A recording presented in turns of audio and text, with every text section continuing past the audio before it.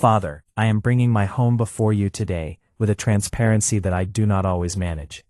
Because what happens behind our closed doors is not always something I am proud of, and the gap between the family we appear to be and the family we actually are in our most honest and unguarded moments is something only you have seen in its entirety.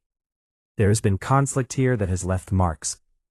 There have been words spoken that cannot be unsaid, silences that have stretched into distances, and hurts that have quietly calcified into walls between people who were meant to be each other's closest refuge. The tension that sometimes fills this home is not dramatic or explosive. It is often low and constant, a subtle wrongness in the atmosphere that everyone feels but no one fully addresses, that makes rooms feel smaller and conversations feel careful in ways they were never supposed to be. I am not coming to you with a polished version of my family's story. I am coming with the real one, the complicated, hurting, trying and failing and trying again version, and I am asking you to bring healing to a home that needs it more than it has been willing to admit.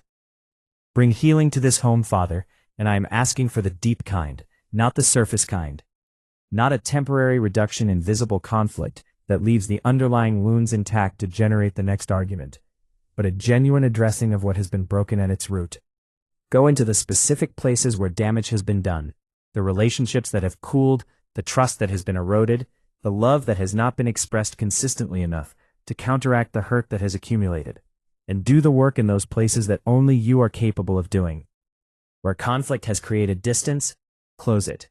Where misunderstanding has built walls, dismantle them.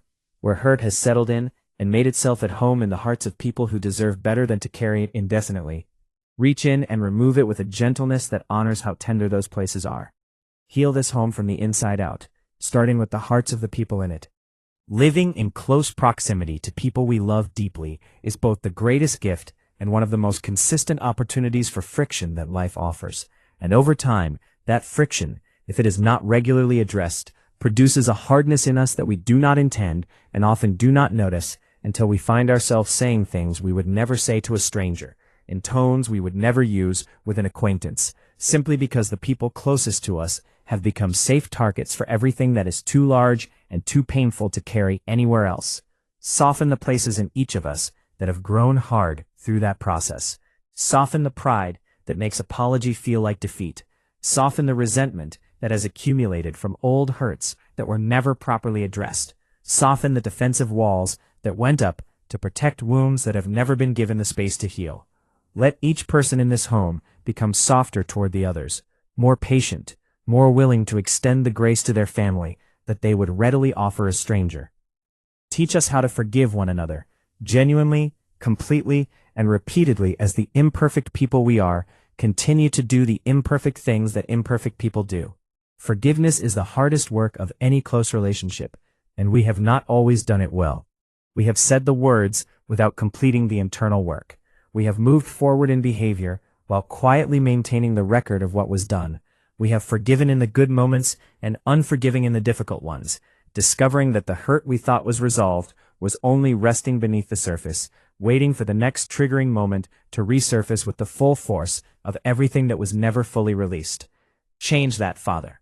Give each of us the capacity to forgive the way we need to be forgiven, fully, freely, and without the silent conditions that undermine the genuine article. Let forgiveness become the rhythm of this home rather than the exception. Strengthen the love in this family, not the feeling of love, which fluctuates with mood and circumstance, but the committed, active, chosen love that shows up on the hard days and in the difficult moments and in the interactions that no one outside the family ever sees. The love that listens when it is tired. The love that apologizes when it is proud. The love that chooses kindness when irritation would be easier, and patience when frustration is the more natural response. That kind of love does not arise automatically, even among people who genuinely care for each other. It is cultivated, practiced, and sustained by something deeper than affection. Cultivate it in us, Father. Let the love in this home become stronger than the conflict that has been testing it. And let every effort we make toward each other, however imperfect, be honored and multiplied by your grace. Let your presence fill this home in a way that is palpable and real, not just as a theological truth we affirm, but as an actual atmosphere that that changes how we inhabit the shared spaces of our lives together. Let peace be the first thing that settles when tension rises. Let kindness be the default tone of our daily interactions. Let every person who lives here feel genuinely safe. Safe to be honest, safe to be imperfect, safe to be known without the fear being known will result in being rejected. Let this home become what a home is meant to be, a sanctuary from the world's harshness, rather than another place where harshness must be endured. I believe that you can restore what feels impossible to restore. That the distance that has grown between people who once felt close can be closed, that the trust that has been broken can be rebuilt, and that the love that has been buried under layers of hurt and unresolved conflict can be excavated and renewed.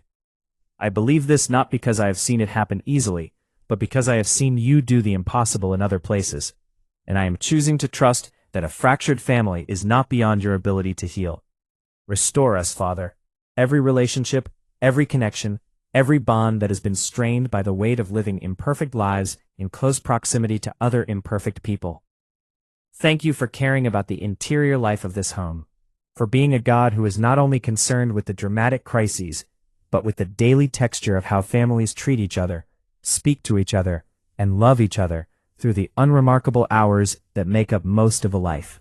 Thank you for the truth that healing is available here, that unity is possible here, and that the stronger love I am asking for is something you want for this family even more than I do.